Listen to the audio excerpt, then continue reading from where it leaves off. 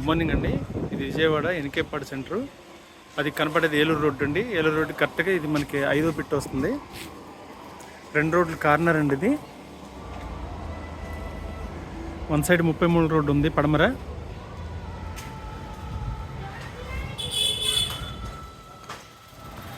ఇది 4 రోడ్ల సెంటర్ అండి. మనకి షాపులు కానీ ఆ విధంగా వేసుకోవచ్చు. 300 గజాలు వస్తుంది. ఇది దక్షిణ రోడ్డు అండి ఇది.